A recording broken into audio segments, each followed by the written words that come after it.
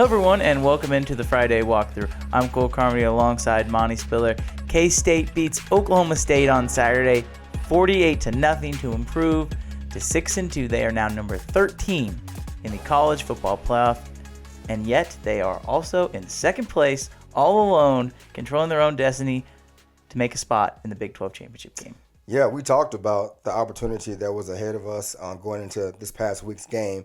You know, if we get a win, we basically set ourselves up to be in second place and potentially win out or win enough games to be back in Dallas for the Big 12 championship game. And for me personally, hopefully see TCU again with a healthy roster. And I'm excited for that opportunity to beat up on them. But let's talk about the now and not the future. But K-State wins a big game this past weekend. It was awesome to watch. Yeah, we got a long ways to go before we can start talking about Arlington, but we'll talk about that game against the Cowboys on Saturday, 48-0 in the first half. In the second half, we'll break down K-State and Texas on Saturday. Harley Day, Harley Night, 6 o'clock kickoff. But before we do any of that, we want to let you know we are sponsored by our good friends at the Part-Time Beverage Company. The first half is sponsored by the Club Special. The second half is sponsored by the Cape Cod. Make sure you're hitting subscribe on the YouTube channel. It really helps our algorithm on YouTube. Make sure you're subscribing to wherever you get your podcasts, and also GoPowerCat.com. So let's talk about this game against Oklahoma State because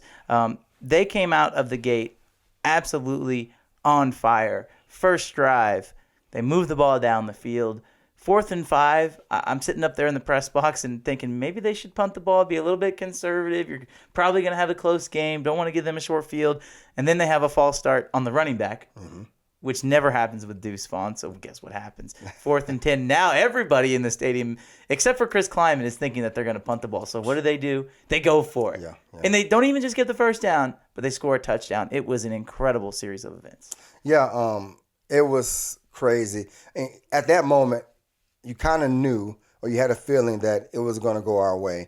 And the confidence that Will Howard showed and the throw that he made to Cade Warner, a lot of people don't realize, he broke the pocket, was going to his left, and to make a throw, going to your left on a rope with guys chasing you in the corner of the end zone, that took a lot of skill. And he did it with ease. I don't want to say ease, but he did it with confidence. And at that point, the crowd was going crazy, and it felt good. We had a feeling that, hey, this is our day. And you really don't understand, like you mentioned, that is such a difficult throw because not only is he trying to fit the ball past the cornerback, he's trying to fit it in before the safety gets there too, and he has to worry about the sideline. Yeah. That's 3 defenders that he has to make sure that don't interfere with the play. And Cade Warner, I mean, what can you say? He has just turned into a playmaking machine. He's not the biggest guy. No. He's not the strongest guy. He's not the fastest guy.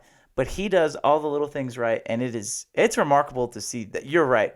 When that happened, I think everybody who was watching that game, including the Oklahoma State people, felt like we might be in trouble. Like, uh-oh. And you're right. And it's the one thing I noticed, too, about that play and throughout the rest of the game, for me watching, and I wasn't at the game live, I watched it on TV, but for me watching the game, Will's demeanor showed his maturity, and his growth. If you go 2 years ago, last year, it's a different person, but he looked like he belonged. Well, he does belong, but he looked like he belonged to be a starting quarterback of a Big 12 team, K-State, in a major game on big time TV, and maybe it was just me, but his physical presence seemed to dominate. As he looked like a legit starting quarterback for a big-time program, and the confidence just showed the whole game. He is 6'5", 250 pounds. He looked every bit of it. He did. And he's always kind of been a bigger guy, but he's turned that baby fat into grown man strength. Yep. And he played remarkable. Obviously, he earned Big 12 Offensive Player of the Year. Ty Zentner, a Big 12 Special Teams Player of the Week as well. Player of the Year, Player of the Week for Will Howard. Just a great overall performance by K-State. I want to break it down a little bit because we talked about if they wanted to win this game, we felt like they would have to do it on the ground. Deuce Vaughn had to have a big day. Maybe they could exploit Oklahoma State's run defense, specifically their linebackers. Against Texas, Oklahoma State gave up a lot of inside zone, a lot of power. And what do you know? In the first half, K-State runs double power with Deuce Vaughn, 60 yards down the field for a touchdown. The offensive line absolutely dominated. They did. And I'm going to get, to our watchers and listeners, I'm going to give credit where credit is due. You called it. You said you would be surprised if we don't run inside zone and run the ball inside because of Oklahoma State's tendencies to give up the run. And sure enough, K-State came out. They hit the inside hard. The O-line, I remember watching one replay, and it was kind of on social media, the wham block, where the fullback just, I don't know who the D tackle was, but he violated the guy. Yeah. Right. But he just destroyed the guy. And hoes were there all game. And O-line, like they've been doing all year long, dominated, led the way, and Deuce had a day for himself. And I don't know if it's just a swagger, if it's a personality that this team is taking on, but it just feels like every single time they step on the field, they know that they are more physical than the opponent. Mm-hmm. We kind of felt like early on in the season that might be the case with this group.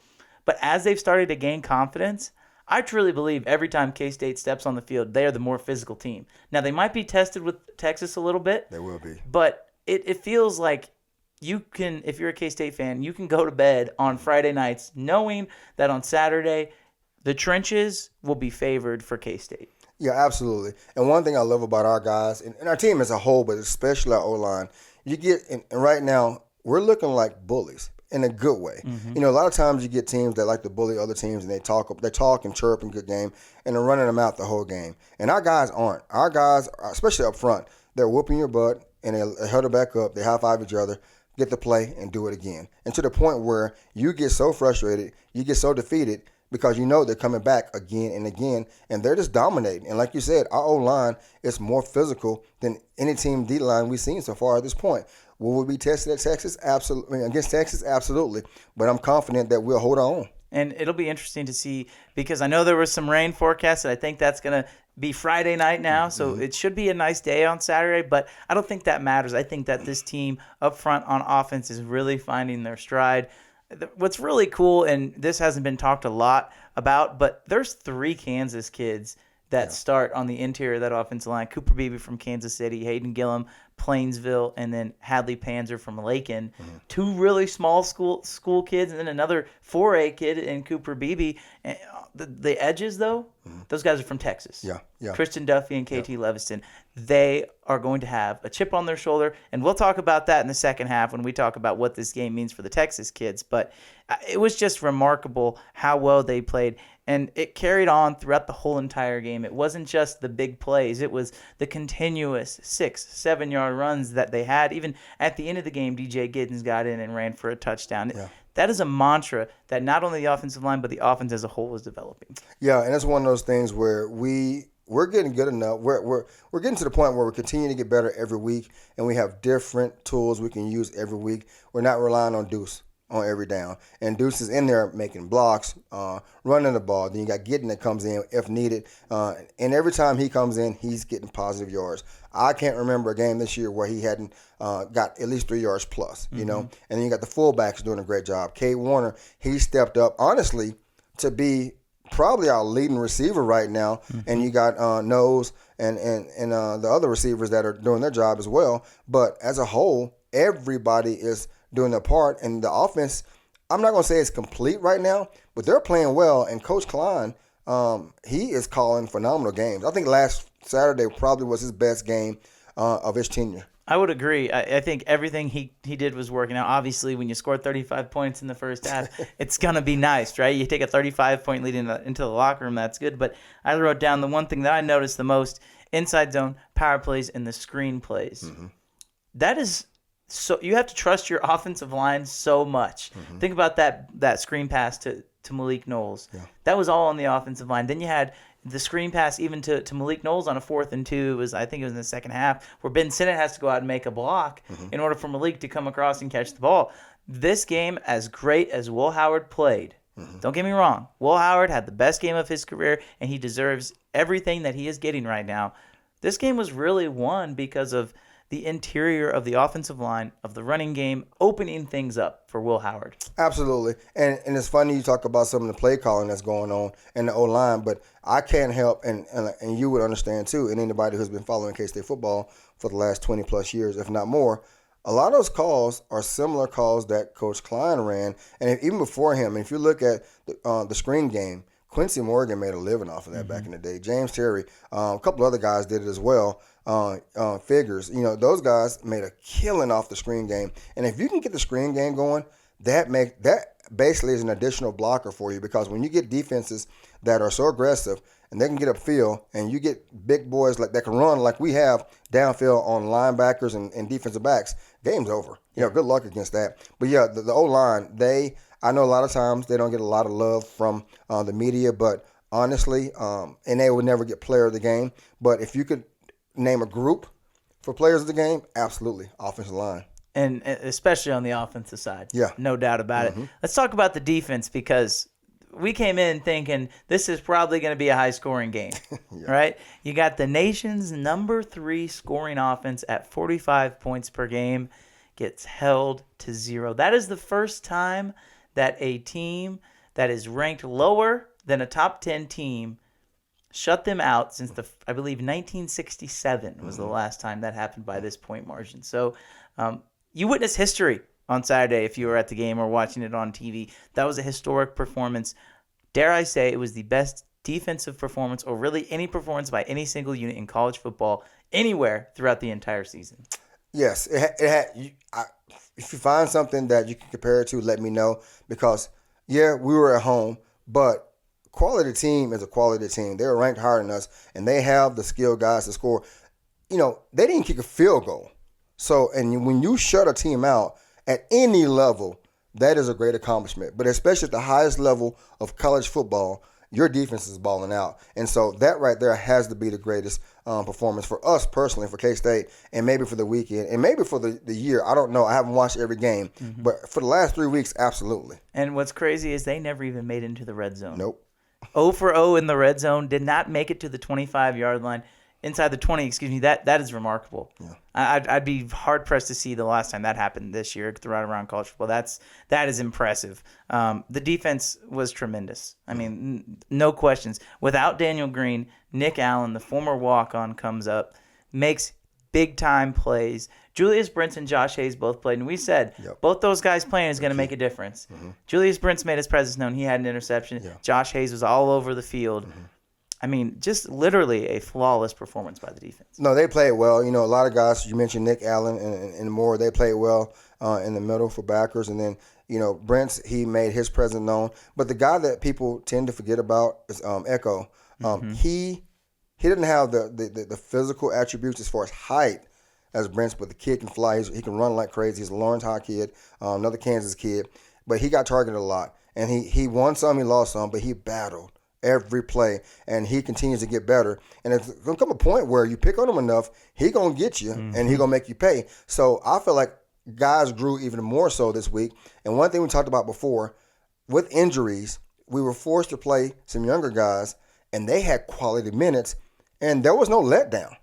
Towards the end of the game, when some of the young guys came in, there was no letdown, and they had their pride. And I kept telling myself, that's the old lynch mob defense mentality. Yep. You talk about young guys. One of the guys that stepped up a lot. We thought they might play a little bit more nickel with Daniel Green potentially out. Yeah. Jacob Parrish came in, a true freshman of Olathe North, came in, played pretty much the entire game. He did. I don't think he got targeted. I don't think they threw at him one time. Nope. He was continuously on his man. It was that defense. Those defensive backs might be the best unit in the Big 12, because those guys have shut pretty much everybody down this season. They'll have a test with Xavier Worthy coming up, but. I mean, man, that was remarkable, and not even talking about the defensive line. How about Felix and Udike Uzama getting to the quarterback in less than 2 seconds, it seems like, anytime he's single blocked. Felix told us in media day, he said he saw a stat. I don't know if this is true or not. I'd have to look it up. Every single time he has been unblocked or he's been single blocked, he's got a sack this season. I can believe it. I 100% could believe it, too. Even if he didn't, he's pretty dang close. And one thing about him, his motor goes, and man, it's one of those things where you see a kid play, but his smile is infectious, and his celebration dance, and the crowd goes crazy. His teammates love it, and they just support each other wholeheartedly, and they're having fun. And going back to the secondary real quick, those guys are so confident. If you play, and anybody played secondary at any level, Pee Wee, high school, college, pro, you have to have confidence. You have to, because if not, you're going to get beat, and mental toll will take toll on you. But those guys are confident across the board, and that's a domino effect. It's from the D-line to the linebackers to secondary. They all trust each other. They play great football. I want to ask you this before we wrap up the first half and get into the second half. Have you ever been a part of such a total butt-whooping as K-State put on Oklahoma State on Saturday? Any level.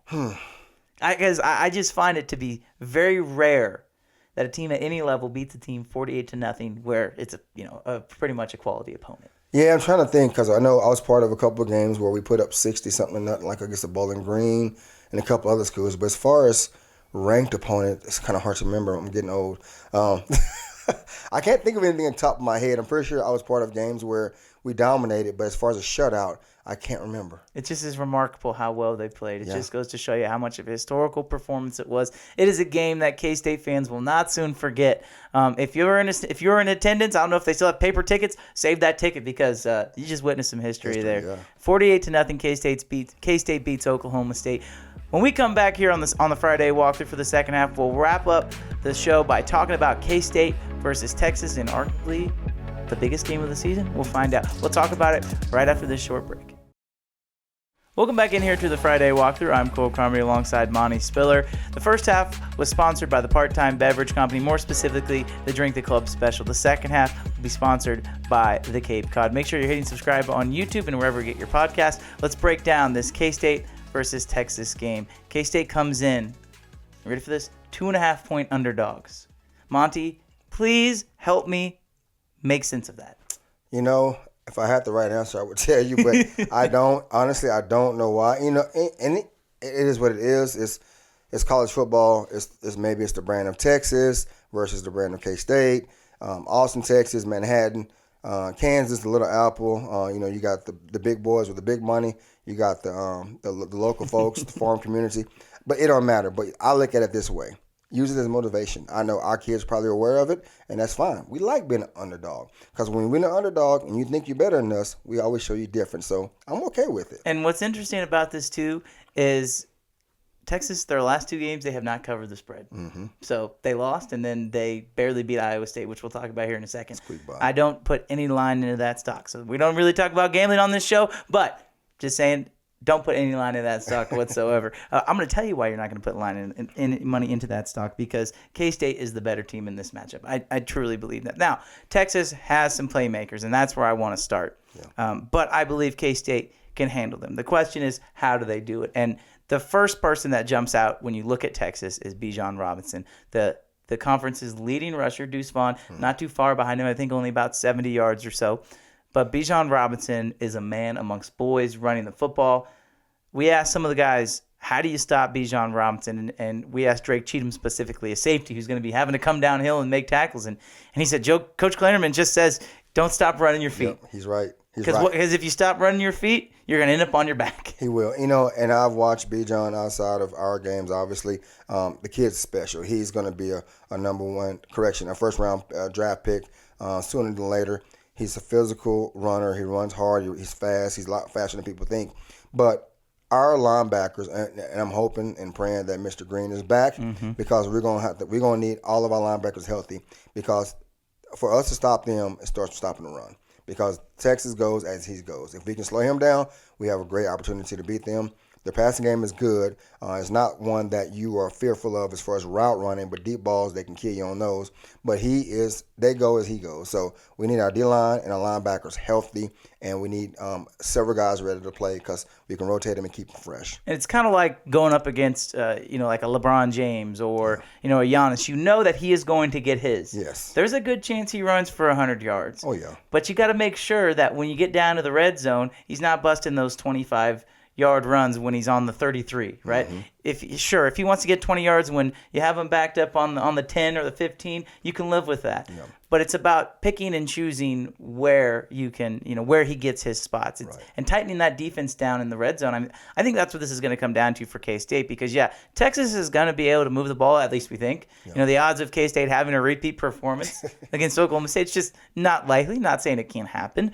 But this defense is good enough to where they can bend but don't break. They haven't done that a lot this year, but they can do that. Yeah. I think it starts with getting Bijan Robinson on the ground. That is mission number one. Mission number two is putting pressure on Quinn Ewers. Quinn Ewers was 19 of 49 against Oklahoma State. Yeah. 30 incompletions is alarming, to be brutally honest. He's been banged up this year. Chris Kleiman talked about there's not a lot of film on him, but I think you got to get pressure on him. I think that's how you disrupt this Texas offense is you get pressure on the quarterback. Does that mean rushing 3? Does that mean rushing 4? Does that mean blitzing? I don't know, but I feel like you got to get pressure on the quarterback. I agree. And if you allow him to sit in the pocket comfortable, he can pick you apart. The kid is talented, don't get me wrong. But like you said, it's easy to go and run routes on air. But when somebody's in your face putting hands on you, you find out how good you really are. Same with the quarterback. You're great in the pocket if no pressure on you. But when pressure on you, do you pull the ball and run? Do you go through your progressions? Do you stand in the pocket and take the chance of getting hit? And like you said, he's been banged up. So I highly doubt he's going to sit there comfortably and go through his progressions. He'll probably get happy feet. And I think Coach Clanderman and Coach Kleiman will do a good job of bringing blitzes. There's going to be some zone blitzes. There's going to be some man blitzes. It might be delayed blitzes. They might put a spy on certain people. You don't know. But I feel like K-State is good enough and have the athletes to bring different pressure packages against Texas to make them uncomfortable. We might not put pressure. Our D-line's good enough where we can get pressure from our 3 up-front guys, whoever they may be. Any guy can get out there and play ball. So, yes, pressure will be very, very important for this game, but it won't be necessary every down. But timely pressure will be a key. One thing this Texas offense struggled with was the Iowa State defense. Yes. And that is an important note because Iowa State runs the 3-3-5, the same type of defense that K-State runs. The Texas offense really stalled out a lot when they got their big plays, and most of them, again, it was big plays, right? They hit some big plays, but they stalled out a lot. They should have lost that game.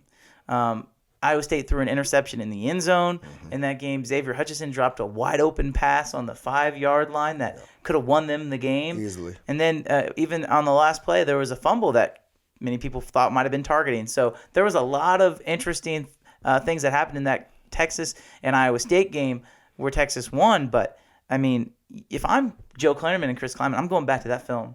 And I'm watching that. And I'm saying, what did Iowa State do successfully to defend them?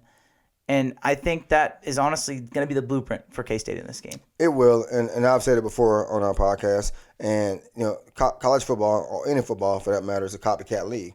And if you got film on somebody how to stop them, I'm going to use it, And it's one of those things where you swallow your problems like, you know what? They did a great job of setting them up. And I feel like we have better athletes on defense than Iowa State does. And Iowa State has some good players. They have a good scheme, but we have better athletes to stop them. And we're going to probably put into play a lot of what Iowa State did and mix in a few other things that Texas hadn't seen yet. So the blueprint's there, which is good for us.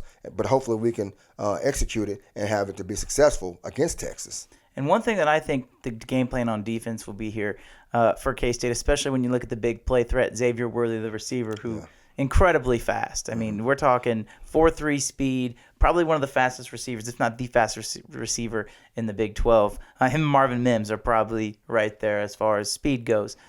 I'm wondering if they're going to play more zone because K-State's been a man-heavy team the entire season. Now, the argument can be made where you just pitched a shutout, right? Playing basically man defense the entire game. Why would you change it? But when you look at Quinn Ewers, the one thing I notice, he has a tendency when he gets in trouble to lob the ball in the air. He relies on his playmakers at the receiver position to make plays for him. If you can confuse and go zone and even mix it up, one down you play man, one down you play zone, mix up the defense, I think that might contribute to some turnovers for K-State because Quinn Ewers is extremely talented, but I question the coachability aspect of Texas. I question the discipline. When we talk about K-State's offense and their defense, we'll definitely get into that. But I'm wondering if they're going to try and disguise some things on defense on Saturday. I would say yes, absolutely. But also, we do a good job of using what we have. And Brent is a taller corner. And if anybody's actually watched him play man defense, he's physical. And one thing I watch with Worthy, he does not like it when guys get hands on him. He wants a free release to run up the field, use that speed and that height and that length to go get the ball. If you disrupt him, he gets frustrated easily. And I can guarantee Brent will get in his back pocket, get hands on him early, and get him frustrated. And I'm not saying he's going to quit, but that's going to make a big difference on how hard he's going to go, speaking about Worthy, for the full game. And I wouldn't be surprised to see K-State run a little bit of two-man, lock down below and have safety help over the top. And that still allows the safety to be supportive in the run game if needed. So, like you said, it'd be a mix of zone and man, but I think K-State will do a good job of it. It'll be interesting because, again, there's just so many possibilities that they can do after pitching that shutout because Texas has to be prepared for okay, well, they're going to do this. This is what they did so well. So, like we said, maybe you mix it up or maybe you just go with your bread and butter. K-State, basically, they have all the cards here. They're the ones who are controlling what they want to do. We flip it over to the offensive side. The big question is, who starts at quarterback? I'm just going to make this really simple for you. Healthy Adrian Martinez. Healthy Will Howard. On Saturday, who should start? I've been asked this question several times this week, and I'm going to tell you the same way I told other people, Martinez. And the reason being, he won the starting job at the beginning of the year. The reason why he didn't play prior to the game was because of injury. Not because how he played, but because of injury. And I'm a firm believer in if he was a starter prior to injury, he should get the opportunity to maintain and keep his job. But the good news is, if he goes out and he's not playing well, you're comfortable with going with Will. And the one thing I'm happy about is I genuinely believe if Adrian starts, Will's okay with it. And then vice versa. If Adrian's not ready, he's okay with Will starting. And he's comfortable knowing that Will can lead the team to victory. But if you have to make a choice, if you got a healthy Adrian and a healthy Will, you go with Adrian. And at that point, you go with the game and then see how things pan out. I think these guys have such a good relationship with one another that you're right. They want what's best for the team. Yeah. There's no way Will Howard sticks around K-State unless he wants what's best for the team. Absolutely. Adrian Martinez has been through hell the past 4 years at Nebraska. Let's just call it how it is. Mm-hmm. He wants to win more than anything. There's a reason he went into the locker room and told Chris Kleiman and Colin Klein, "Hey, I can play. I can do this. I'm not 100%, but if you need me, I can play." Yeah. And it was then when they said, "Okay, Will, you're starting," and Adrian was totally on board with it. Yep. That is a selfless player, both those guys are selfless teammates. You're right, and I'm with you. Yep. I think Adrian should start if he's healthy. Now, if he's not fully healthy, you go with Will. Yeah. That's totally okay. Yeah. But I think if Adrian is healthy, you go with Adrian Martinez. Let's not forget, he was in the Heisman conversation for a little bit. Yes, he was. So he definitely can handle whatever is thrown his way. I will say it's worth noting, Will Howard has started the last 2 seasons against Texas. Mm-hmm. He started the last 2 seasons against Oklahoma State. They both resulted in losses. Yeah. The last 2 starts for Howard against Texas have resulted in losses. So if he starts, maybe he is on a little revenge tour. We'll see about that. But when you look at this Texas defense, the stats are not good for them. No. They are 63rd in total defense and 92nd in passing defense. Yeah. One thing about Texas, and it holds true for the last several years. They have a bunch of great players, but they don't play as a team, And guys show their greatness in flashes, but they can run down anybody, they can hit anybody, they can tackle anybody.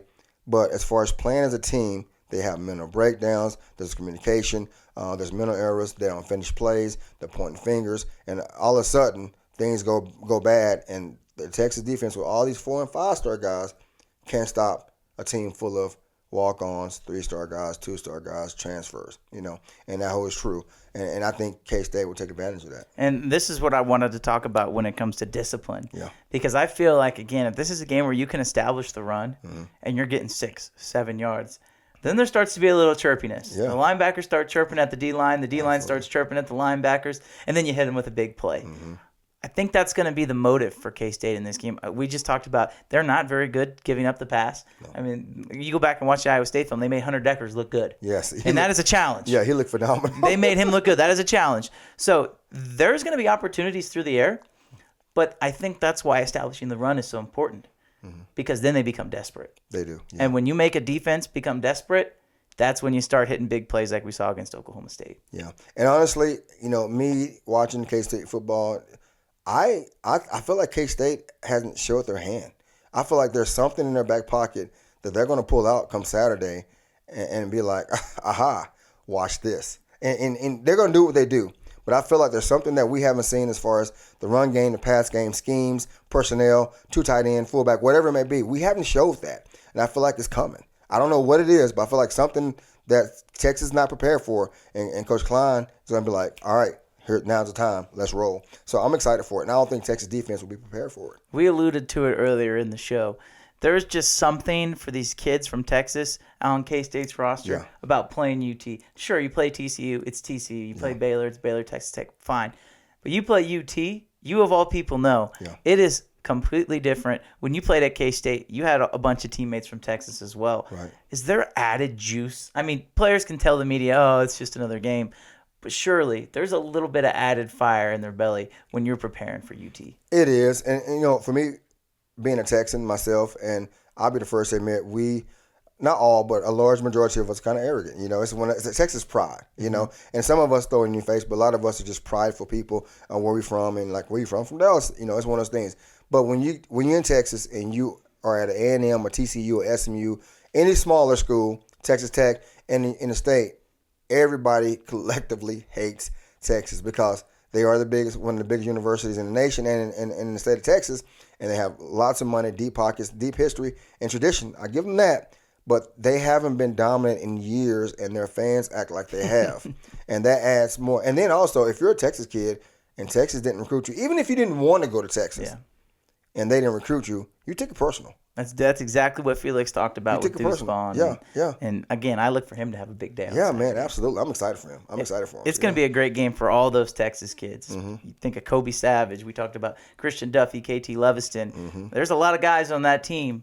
A lot of key contributors from that team from the state. So, yeah, there's a little added fire in their belly, I would have to assume. As we wrap up the show, we're going to get to predictions here. I'm very excited for this game. I think that K-State has everything they need to win this game by a fairly decent margin and then go on a run and potentially make it all the way to Arlington. You alluded it at the top.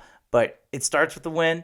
I'm going to let you go first on score predictions. I think I already know who you're going to pick, but I want to hear your score. I'm going Cats, like you said. K-State 35, Texas 21. I have told people I do too think it's going to be a 2-score game. Okay. I feel like K-State can come out. They can be physical, like we've talked about. Yeah. They have playing with so much swagger right now. It's a night game at home, Harley Day. Everything is lining up for K-State here. If it was an 11 a.m. game, maybe it'd be a little bit different. Mm-hmm. But you get all that extra juice. It's going to be a nice night out. I just don't see there's any way K-State loses this game. I'm going to take K-State 31-20. I think the defense will show up. That's a lot of trips to the red zone, but again, it's that bend but don't break mentality. Yeah. The offense will do enough. We'll be curious to see who plays quarterback, but again, I don't know that it really matters. It doesn't. I'm like you. I feel like the defense will stand up and make some big plays. And one thing we talked about off camera, off air before is K-State has a history of whenever we play Texas and Manhattan night games, we have a history of showing up for some reason, and the environment is just different. I don't know what it is, but it's just different. And and the most popular one is the Big 12 Championship when Colin was the quarterback and Willie was on top of the press box, and the place was just going crazy against Texas. I remember having goosebumps there. But I have a hard time believing, although I wasn't there last Saturday, from on TV and talking to people that were there, I have a hard time believing that the environment, the fans, the students won't be even louder come Saturday. It's going to be a great environment. No matter where you are on Saturday, make sure you enjoy the game. If you're out at the Bill, if you're on your couch watching the game, enjoy it. It's going to be a special time. Thanks, everybody, so much for listening to the Friday Walkthrough. I'm Carmody. That's Monte Spiller. Enjoy the game, and we will talk to you next Friday.